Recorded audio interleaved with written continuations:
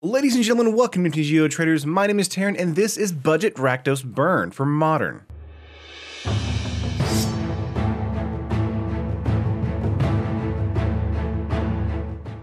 One of the best ways to get into Modern is with a burn deck because they're relatively cheap.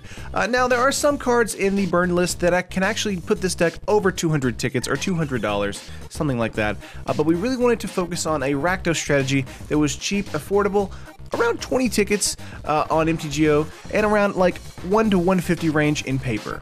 And this is the list here, Rakdos Burn. But of course, before I get into it, make sure to like the video if you like it, and subscribe to the channel if you haven't already. And make sure to enable notifications so you know when we upload a video on the channel and when we go live on the stream right here on YouTube. But of course, without further ado, let's get right into the list here. We have 4 Monastery Swiftspear, a 1-mana 1/2 human monk with haste and prowess. And of course, prowess is whenever you cast a non-creature spell, this creature gets +1/+1 until end of turn. Monastery Swiftspear is basically going to be our turn 1 play as soon as possible. Hopefully a turn 1 play. It's a fantastic beater for us, a great way to get in some early points of damage. Next up, we have 4 Vexing Devils. This is kind of a love it or hate it card for some burn strategies, but it's a 1-mana 4/3 devil. When Vexing Devils enters the battlefield, any opponent may have it deal 4 damage to him or her if that player does sacrifice Vexing Devils. So basically, it's a turn 1 ping for 4 unless they get a 4/3 on turn 1 for us. So it's a great way to do some early damage to our opponent. Now, it does give them the choice, so if they do have removal in their hand, they might just want to have Vexing Devils hit the battlefield, and in game 2, that means you're probably going to side out a Vexing Devils for something else that's a little bit more non-creature based for some extra damage. But otherwise, Vexing Devils is fantastic, especially if they have a lot of life and they're willing to take the 4 points of damage early. Moving on though, we have 4 Helzberg Elemental. This is a 2-mana 3/1 elemental with trample and haste, and at the beginning of your end step, sacrifice Helzberg Elemental, and of course it has Unearth, which Unearth is you can pay to return this card from your graveyard to the battlefield. It gains haste and exile it at the beginning of your next end step, or if it would leave the battlefield, and you can cast Unearth only as a sorcery. So Helzberg Elemental is again kind of like the Vexing Devils and Monastery Swiftspear. It's going to be getting in some early damage as quickly as possible, and Helzberg Elemental does die at the end of the turn there, but it does have Unearth, so it can come back for another 3-point swing.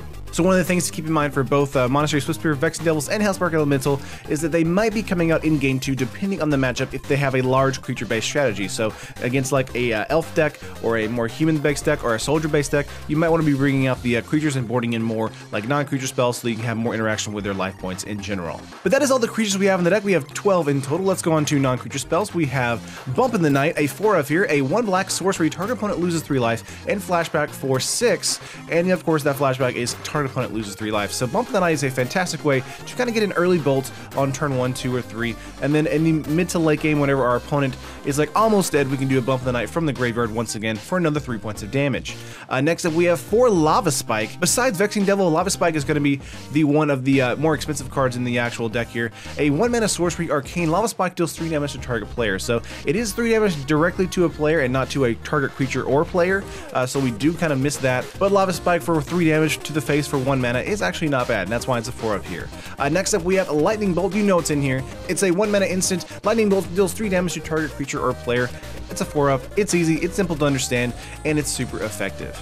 Next up, we have 2 Shard Volley. This is one that I thought about taking out, but I actually liked it in the main board here. A 1-mana instant. As an additional cost to Shard Volley, sacrifice a land. Shard Volley deals 3 damage to target creature or player. So basically, it's another bolt for us if we don't need the land on the battlefield, which is actually quite good for us because we do have about 20 lands in the deck, and we really only need like 3 to be like sufficient. So Shard Volley is actually quite good for us.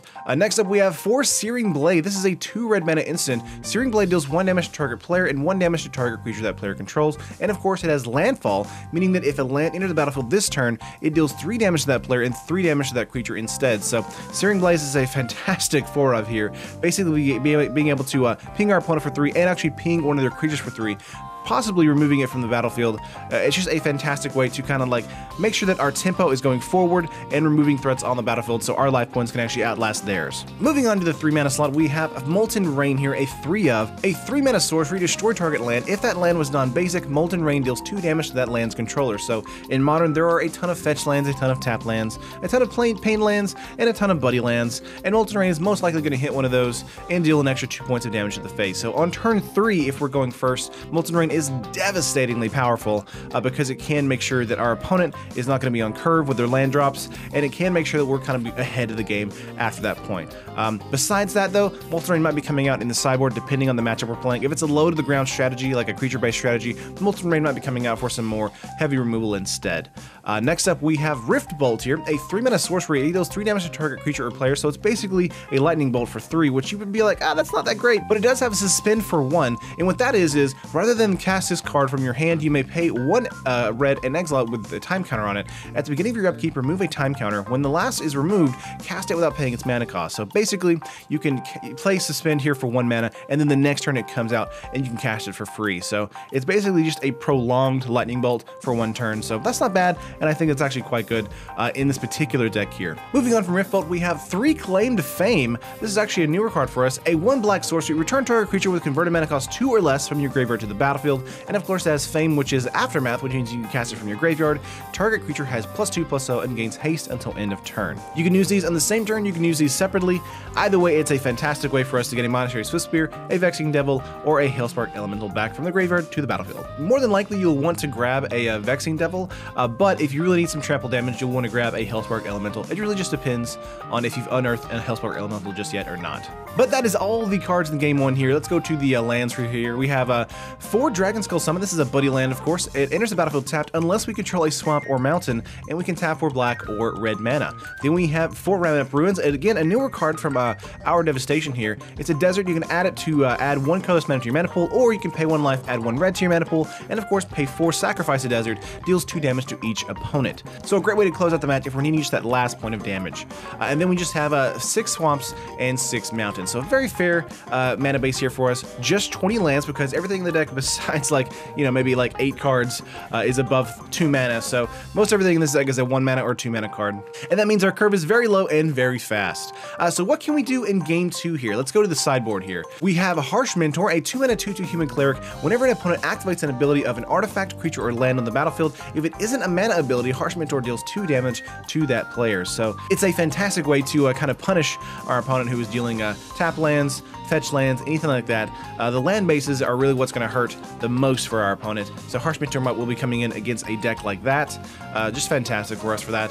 Next up, we have Rakdos Charm here, a 1 black, 1 red instant. We have 3 of here. Choose 1, exile all cards from target player's graveyard, which is great against Dredge, any kind of delve mechanic, anything like that. Especially a flashback mechanic if we know that they have Snapcaster Mage in their deck as well. Destroy target artifact as well, and each creature deals 1 damage to each controller. Rakdos Charm is basically like a blowout against a token-based strategy or heavy creature-based strategy, as it can do just 5, 6, 7 points of damage to their opponent just for 2 mana for us, so that's really, really good. Next up, we have 2 Searing Blood. It's a 2 red mana instant, deals 2 damage to that creature. When that creature dies this turn, it deals 3 damage to a creature's controller, so a great way to kind of mitigate the creature strategy on their side of the battlefield, as well as deal extra damage to our opponent, so that's exactly what we want to be doing, and Searing Blood does that for us. Next up, we have 2 Skullcrack. It is a 2 mana instant. Players can't gain life this turn, damage can't be prevented this turn, and Skullcrack deals 3 damage to target player. So a great way to shut down any kind of life gain for the turn and deal an extra 3 points of damage to an opponent. So Skullcrack is very good for us, and of course it's instant as well. So if they're casting cards that gain them life on their turn, we can just do Skullcrack on their turn. Next up, we have 2 Smash to Smithereens, a 2 mana instant, destroy target artifact. Smash to Smithereens deals 3 damage to that artifact's controller. So a great way to use this card is against, of course, Affinity. One of the cards I wanted to bring in here besides Smash to Smithereens was a Braid, but I do think Smash to Smithereens is especially a lot better in this particular deck than others, because a Braid does deal 3 damage to target creature or destroy target artifact, but I think Smash to Smithereens dealing 3 damage directly to our opponent is going to be the way to go here.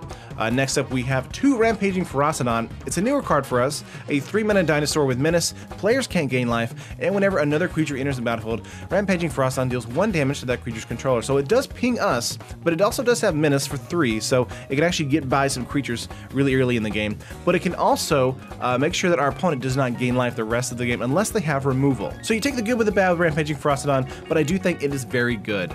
And of course, it's a newer card, and it's actually from Ixalan, so just kind of cool to keep in mind that it actually is from the newer sets in Modern. And the last 2 cards in the sideboard here, we have 2 Thunderous Wrath. I know, Thunderous Wrath, very polarizing card. Can be amazing, can be terrible.